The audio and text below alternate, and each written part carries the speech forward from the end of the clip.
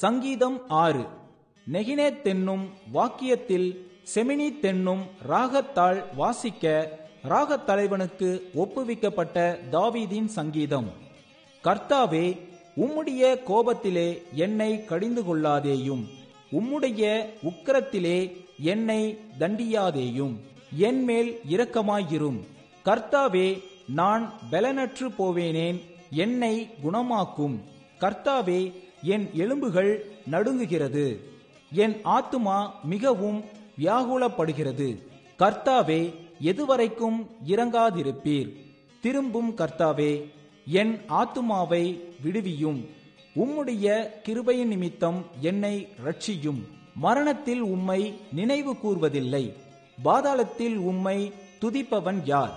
என் பெருமூச்சினால் இளைத்து போனேன். முழுதும் என் கண்ணீரால் என் படுக்கையை மிகவும் ஈரமாக்கி என் கட்டிலை நனைக்கிறேன். துயரத்தினால் என் கண்கள் குழி விழுந்து போயிற்று, என் சத்துருக்கள் அனைவர் நிமித்தமும் மங்கி போயிற்று. அக்கிரமக்காரரே, நீங்கள் எல்லோரும் என்னை விட்டு அகன்று போங்கள். கர்த்தர் என் அழுகையின் சத்தத்தை கேட்டார், கர்த்தர் என் விண்ணப்பத்தை கேட்டார். கர்த்தர் என் ஜெபத்தை ஏற்றுக்கொள்வார். என் பகைஞர் எல்லோரும் வெட்கி மிகவும் கலங்கி போவார்கள். அவர்கள் பின்னாக திரும்பி சடிதியிலே வெட்கப்படுவார்கள்.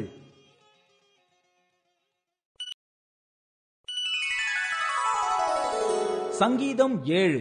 பென்யமீனியனாகிய குஷ் என்பவனுடைய வார்த்தைகளின் நிமித்தம் தாவீது கர்த்தரை நோக்கி பாடின சிகாயோன் என்னும் சங்கீதம்.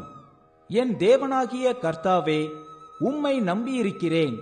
என்னை துன்பப்படுத்துகிறவர்கள் எல்லோருக்கும் என்னை விலக்கி ரட்சியும். சத்ரு சிங்கம் போல் என் ஆத்துமாவை பிடித்து கொண்டு போய் விடுவிக்கிறவன் இல்லாமையால் அதை பீறாதபடிக்கு என்னை தப்புவியும். என் தேவனாகிய கர்த்தாவே, நான் இதை செய்ததும் என் கைகளில் நியாயக்கேடு இருக்கிறதும், என்னுடனே சமாதானமாயிருந்தவனுக்கு நான் தீமை செய்ததும் காரணமில்லாமல் எனக்கு சத்ருவானவனை நான் கொள்ளையிட்டதும் உண்டானால், பகைஞன் என் ஆத்துமாவை தொடர்ந்து பிடித்து என் பிராணனை தரையிலே தள்ளி மிதித்து என் மகிமையை தூளிலே தாழ்த்த கடவன். கர்த்தாவே, நீர் உம்முடைய கோபத்தில் எழுந்திருந்து என் சத்துருக்களுடைய மூர்க்கங்களின் நிமித்தம் உம்மை உயர்த்தி எனக்காக விழித்து கொள்ளும். நியாய தீர்ப்பை நியமித்திருக்கிறீரே. ஜனக்கூட்டம் உம்மை சூழ்ந்து கொள்ளும். அவர்களுக்காக திரும்பவும் உன்னதத்திற்கு எழுந்தருளும். கர்த்தர் ஜனங்களுக்கு நியாயம் செய்வார். கர்த்தாவே, என் நீதியின்படியும் என்னிலுள்ள உண்மையின்படியும் எனக்கு நியாயம் செய்யும். துன்மார்க்கனுடைய பொல்லாங்கை ஒழிய பண்ணும். நீதிமானை ஸ்திரப்படுத்துவீராக. நீதியுள்ளவராயிருக்கிற தேவரீர் இருதயங்களையும் உள்ளிந்திரியங்களையும் சோதித்தருகிறவர்.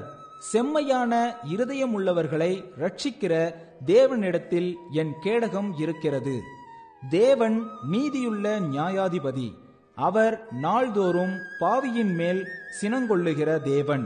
அவன் மனம் திரும்பாவிட்டால் அவர் தம்முடைய பட்டயத்தை கருக்காக்குவார்.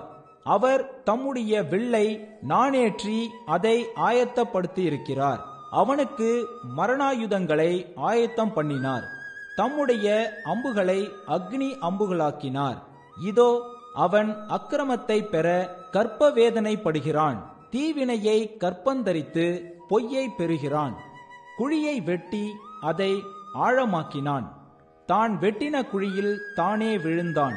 அவன் தீவினை அவன் சிரசின் மேல் திரும்பும்.